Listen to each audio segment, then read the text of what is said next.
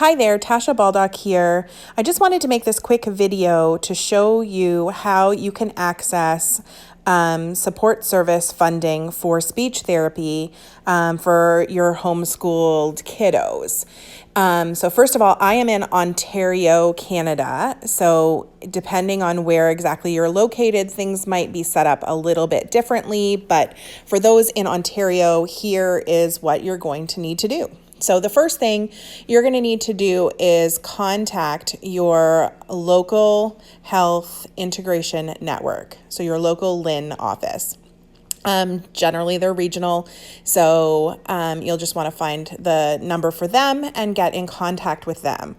Once you do that, you're going to ask to speak to the pediatric care coordinator in your area.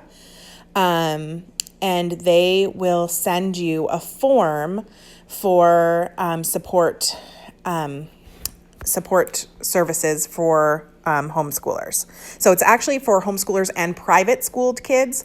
So you'll just fill out that application form, resubmit that to your coordinator, and then they will have a speech language pathologist get in contact with you to set up an appointment. Now for me, I did this pre-COVID, so that speech therapist came into my home to meet with my girls and do their assessment. But if, considering COVID, I'm assuming that now probably they do those assessments virtually.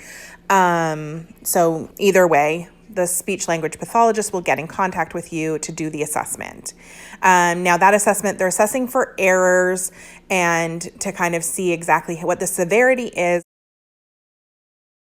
And then they will submit their report back to your coordinator, and your coordinator will then contact you to let you know what you qualify for. At that point, they can either set up care through their provider, who would be probably the same speech language path that came out for your assessment, or you can do what we did because we were already in therapy and loved our therapist. We wanted to continue with her, so we got given the opportunity to use what's called the family managed health care. And now there is a few more hoops that you have to jump through in order to qualify for that. Well, not even qualify. You're qualified for it as soon as they say that you have the approval from that assessment.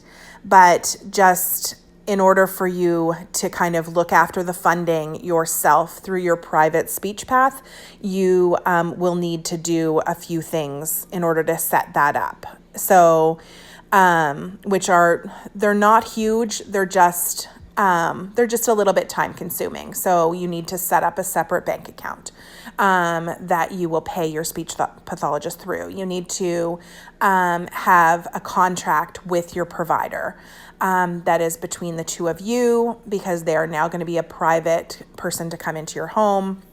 The speech therapist will come into your home to do therapy instead of you going out to their clinic.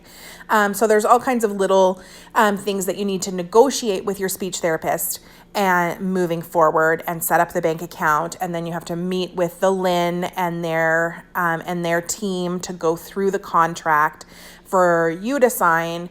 And before that all gets set up, and they'll explain to you the portal or whatever it's called and set that all up for you. And then it's just a matter of submitting your receipts every month in order for them to reimburse for the therapy.